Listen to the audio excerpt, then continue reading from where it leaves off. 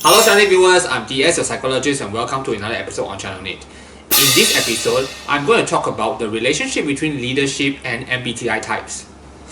So if you think about it, J types use tribe functions such as FETE, NI and SI. So technically they are going to be more reliable, trustworthy and diligent than the P types. So when selection of leaders are concerned, if one of the criterions that managers or bosses use to select their leaders would be reliability, trustworthiness, diligence, ability to follow through, ability to delay gratification, and resilience. Technically, it would be very sensible to choose a person which is a J-type individual to be a leader.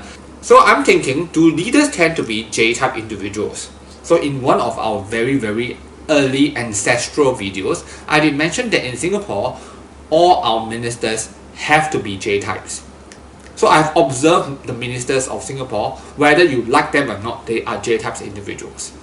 So I want to know, for the rest of the world, do leaders tend to be J-type individuals as well?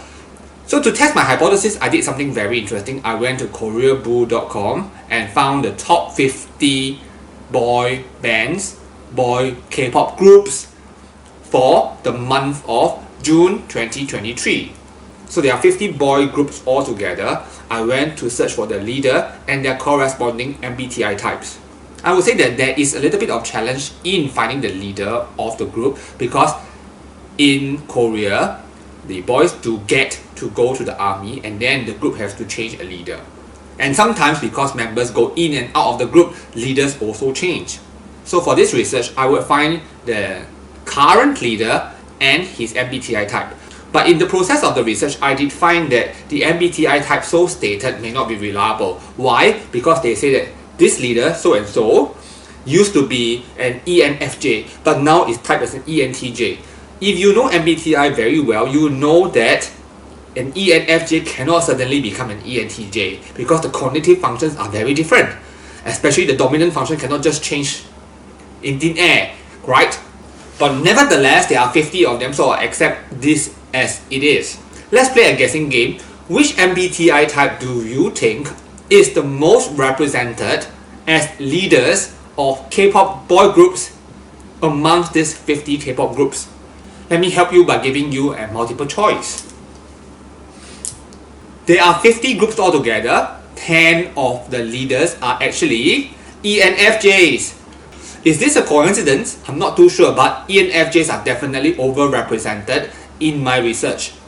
If it is true that managers, company bosses actually prefer J-types to be leaders, then I would be able to find within these 50 groups a lot of J-types, an overrepresentation of J-types. So using the chi-square method, we know that in the normal prevalence of the general population, 55% of the world are J-types and 45% are P-types. So when we split this 50, we're going to get the ratio of roughly 22 and 28. It's technically 22.5 and 27.5.